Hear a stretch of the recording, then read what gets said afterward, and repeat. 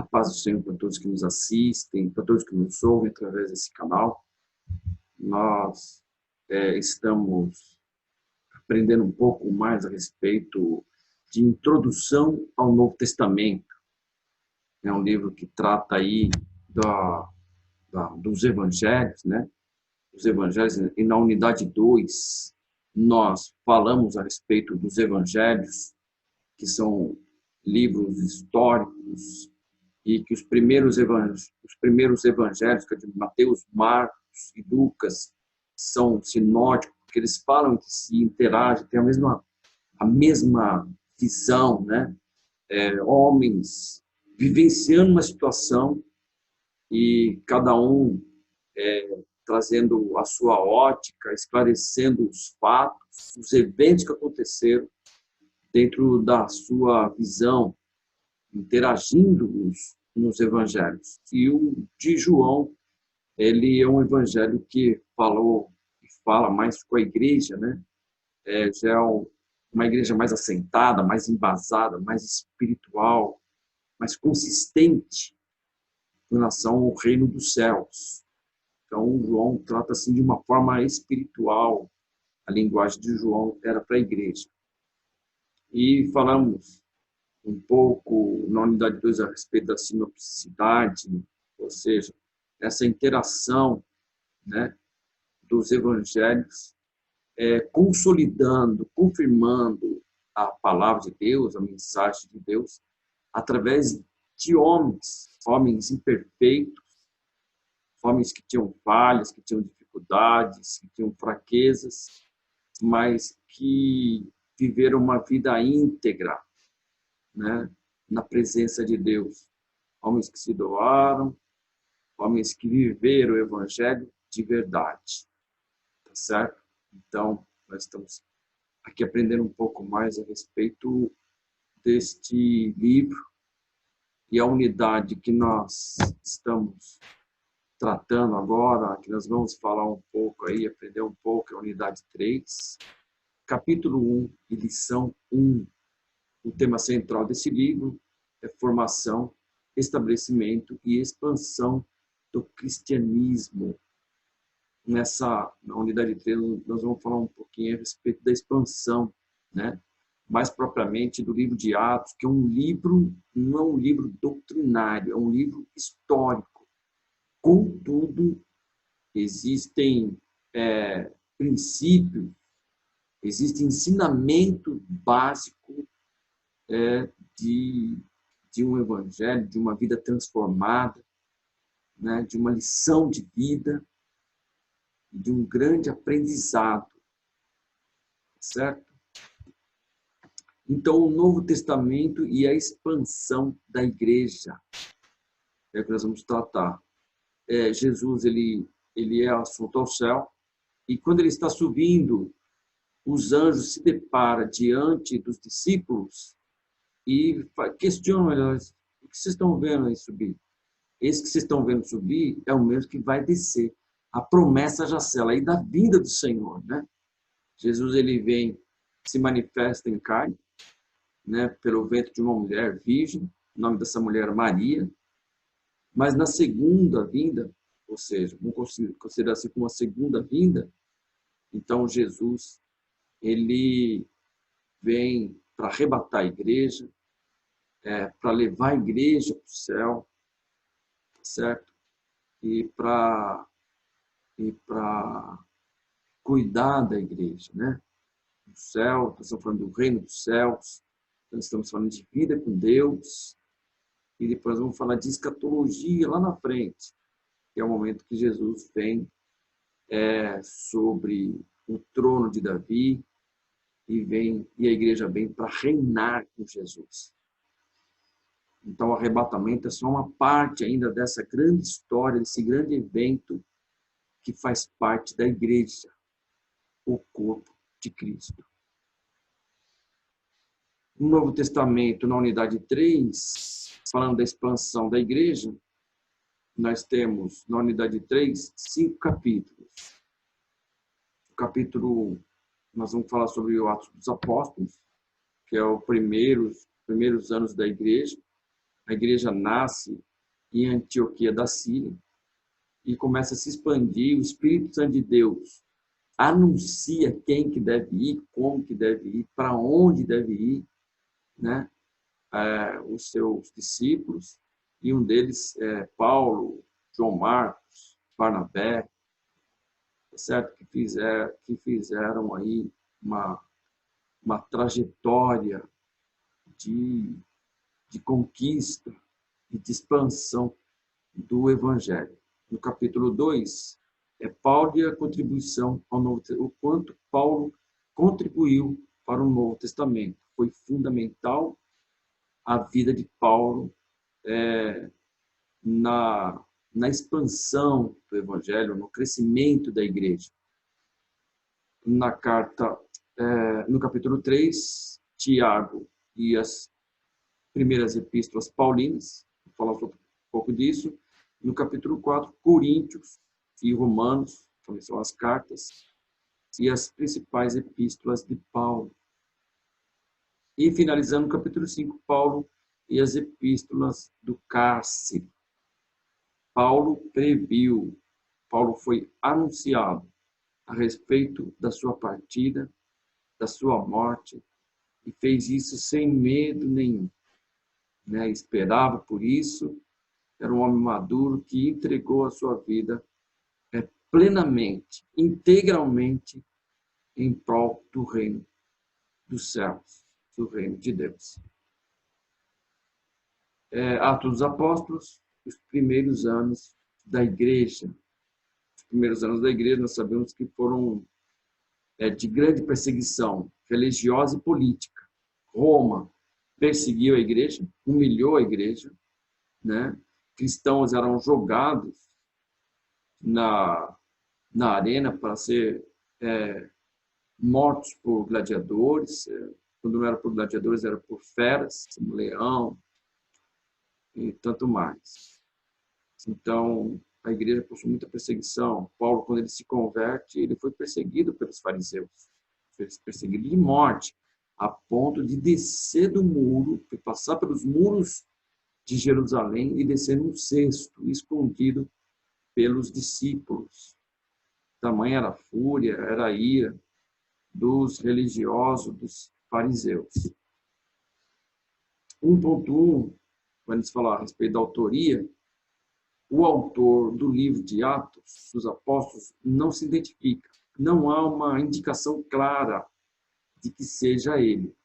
Ou seja, muitas cartas que Paulo escreve, Paulo ele se anuncia: eu de mim mesmo, Paulo, escrevo aos irmãos que estão em Corinto, graça e paz seja a parte deles.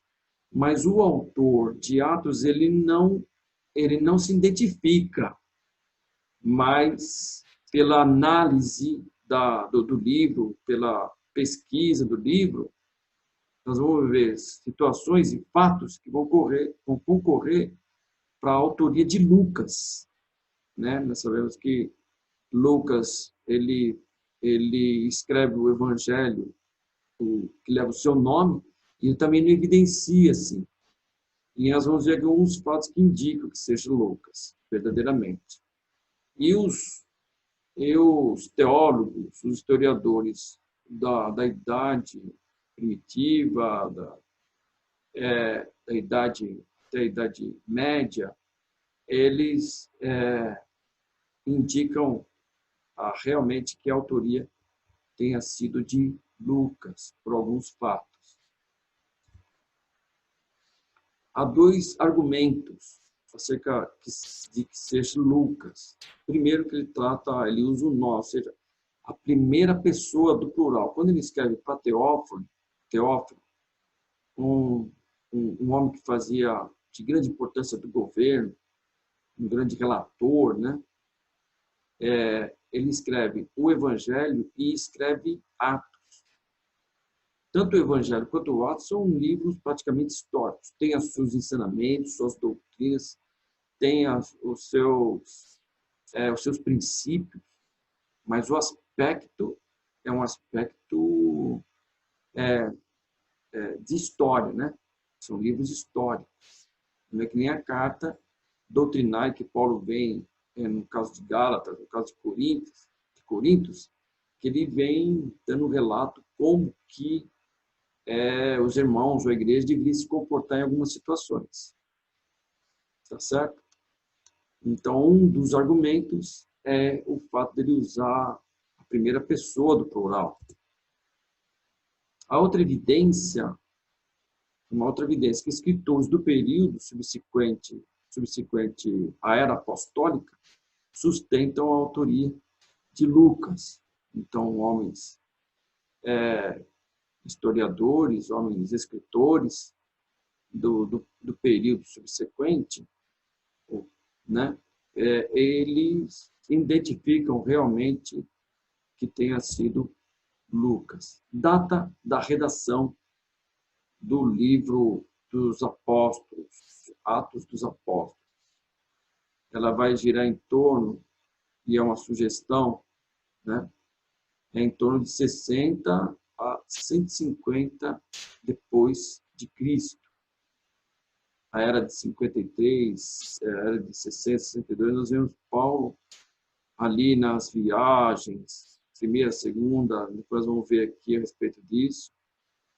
Então, para que isso se consolidasse e fosse escrito, nós vemos a participação de Lucas em situações, e aí nós vamos ver que gira em torno dessa faixa, entre 60 e 150 depois de Cristo. Falando ainda a respeito do local da redação, né, nós falamos da data, falando do local, o local da redação é incerto. Há uma possibilidade que tenha sido escrito em Antioquia, Roma ou Éfeso. Tá certo? Paulo faz as viagens, ele sai parte das suas viagens de Antioquia, e a gente vê ele indo para Roma, né? E também ele tem passagem nas viagens em Éfeso. É isso. 1.3, destinatário.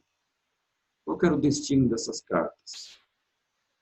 A continuação, nós vemos que o Evangelho, o livro de Atos, ele é praticamente uma continuação do livro do Evangelho de Lucas.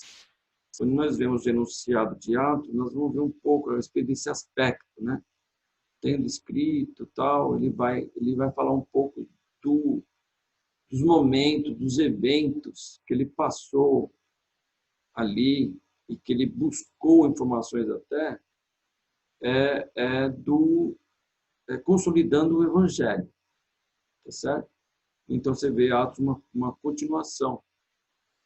Destina-se a Teófilo, oficial romano, interessado em conhecer mais do cristianismo, das pesquisas empreendidas por Lucas em Atos dos Apóstolos.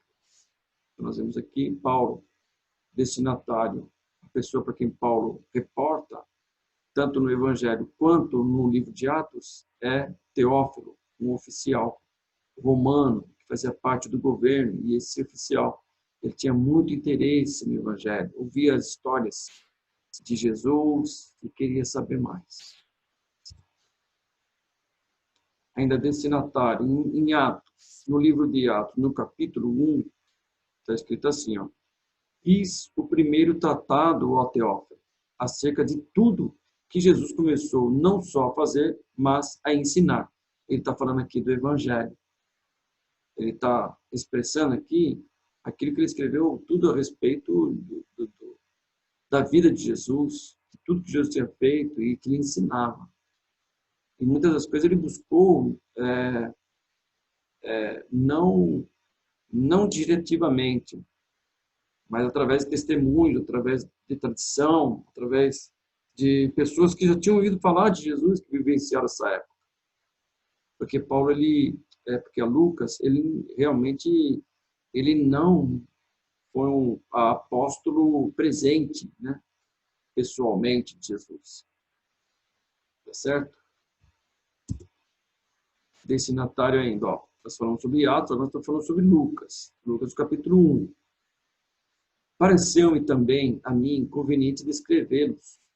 A ti, ó excelente Teófilo, é o mesmo Teófilo, é o mesmo oficial romano, por sua ordem, havendo-me já informado minuciosamente de tudo desde o princípio. Então ele continua redigindo aí. Nós vamos ver ele esclarecendo mais, né, no Evangelho, mas o destino dessa escrita, dessa redação, foi para Teófilo. O tema desse livro, o tema básico foi a ascensão de Jesus, descida do Espírito Santo e expansão do cristianismo. Ou seja, Jesus é assunto no céu, a ascensão de Jesus deixou uma ordem, né? Ir por todo o mundo, pregar o evangelho, fazer discípulos, Jesus deixou, né? No segundo momento, Jesus falou assim, ficar em Jerusalém até que do alto seja revestido. E aí vem a descida do Espírito Santo de Deus para fortalecimento. Por quê? Porque haveria perseguição. Os dons não eram para que o homem expusesse a sua fama, mas era para que se anunciasse o evangelho. Então, haveria perseguição política de Roma, de morte, e haveria perseguição religiosa dos fariseus, de morte. Então, aceitar Jesus nessa circunstância era andar perto da morte. Era aceitar Jesus mesmo que fosse morto. É uma realidade diferente hoje, né? Hoje nós vemos no século XXI, as pessoas estão entrando, saindo da igreja, uns estão atrás de prosperidade, outros estão atrás de emprego, né? E às vezes a salvação, a base da salvação, o anúncio do evangelho, aquilo que seria prioridade, ficou para trás. E aquela palavra que Jesus deixou de que buscar o reino de Deus e a justiça e as demais coisas serão acrescentadas, inverteu. Agora, buscai o que está acontecendo é que estão buscando as coisas acrescentadas e o reino de Deus, a sua justiça está ficando em segundo plano, terceiro plano, às vezes nem tem evidência, né? Não se busca mais o reino de Deus, se busca um bem-estar físico, pessoal, profissional, financeiro. Hoje é assim, é dessa forma que está sendo evidenciado o evangelho. Tanto é que o evangelho não há mais uma perseguição, é uma classe social, né? Então a sociedade aceitou, vão ficar aí e vão viver nossa vida. Essa a mensagem, né? Mas a verdade de Deus, ela persiste, né? Porque os que buscam o Senhor piamente, a Bíblia diz que esses verdadeiramente padecerão perseguições. Serão injuriados, perseguidos, rejeitados. É só buscar o evangelho de verdade, viver de verdade o reino de Deus, e isto vai acontecer. Porque é uma verdade. E a expansão do cristianismo, né, nas cartas de Paulo, no próprio livro de Atos, o Espírito Santo de Deus preparando os homens e enviando, né, para as outras nações, enviando para Macedônia, Paulo indo para Macedônia, indo para a Grécia, enfim, indo para Chipre e expandindo o cristianismo. É isto, terminamos essa lição aqui. A nossa referência é o Instituto Bíblico da Assembleia de Deus, Pindamonhangaba, São Paulo. O nosso canal no YouTube é Núcleo Ibá de Glória, né? Inscreva-se, dê o seu like, participe conosco e nos ajude a divulgar o reino de Deus, né? Um forte abraço para todos e fiquem na paz do Senhor Jesus.